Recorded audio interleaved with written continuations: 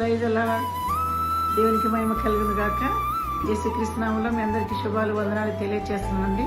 మీరందరూ బాగున్నారా? మరి దేవుని యొక్క వాక్యాన్ని ధ్యానం చేసుకుందామండి.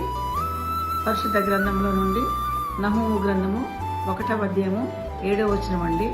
యెహోవా ఉత్తముడు, శ్రమదినమందు ఆయన ఆశ్రయదుర్గము, తన యందు నమ్మకం ఉంచిన వారిని ఆయన ఎరుగును. దేవునికి మహిమ కలుగును గాక. యెహోవా ఉత్తముడు, ఉత్తముడు అనగా మంచివాడు. శ్రమదినమందు ఆయన ఆశ్రయదుర్గము. ఎలాంటి మంచివాడు అంటే శ్రమల్లో ఎవరున్నా శ్రమల్లో వారికి ఆశ్రయదుర్గముగా ఉండేంత మంచివాడు. దేవునికి స్తోత్రం.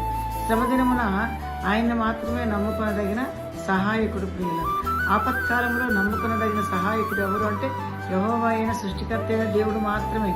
ఆయన ఉత్తముడు, ఆయన చాలా మంచి దేవుడు గనక శ్రమదినమున ఆయన మనకి ఆశ్రయదుర్గముగా ఉంటాడు. తన యందు నమ్మకం ఉంచిన వారిని ఆయన ఎరుగును. హల్లెలూయా. ఈరోజు ప్రియులారా, పెద్ద పెద్ద వాళ్ళందరూ మనకు తెలుసు.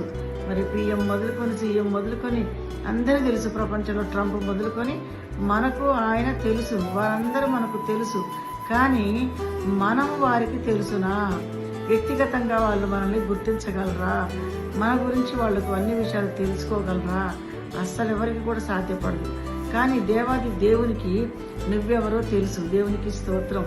నువ్వేంటో తెలుసు. నీ వ్యక్తిగతం ఏంటో నీ దేవునికి తెలుసు. ప్రియులారా, ఆయన యందు నమ్మకం ఉంచిన వారిని ఆయన ఎరుగును. ఎంత గొప్ప దేవుడు అంటే నిజముగా మరి మనల్ని గుర్తుపట్టే దేవుడై ఉన్నాడు. దేవునికి మహిమ కలుగును గాక.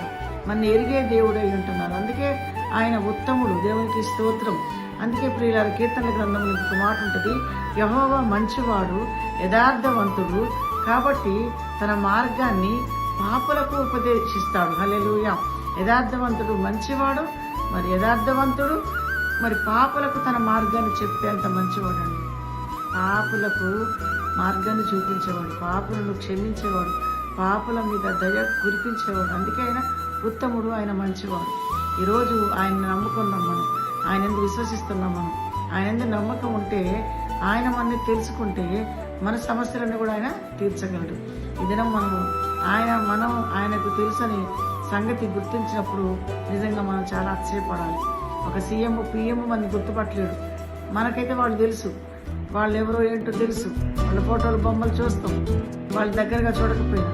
కానీ వాళ్ళైతే మనం చూడలేరు కదండి ఈ లోకంలో పెద్ద పెద్దవాళ్ళు. కానీ భూమి ఆకాశాలు కలగజేసిన వాడు నిన్ను నన్ను ఎరుగును అని చెప్పడం నిజంగా మన అదృష్టం కదా. ఆ దేవాది దేవుని కనుదృష్టిలో మనం ఉన్నందుకు మనం చాలా సంతోషిస్తూ మరి ఆయన విశ్వాసం ఉంచి ఆయన నమ్మకం ఉంచి ప్రియులారా, ఆయనే మనకు ఆశ్రయదుర్గంగా ఉన్నట్లుగా ఆయన సన్నిధిలో ప్రార్థన చేసి ముందు కొనసాగుదాం. దేవుడి మాటలు దీవించును గాక. ఆమేన్.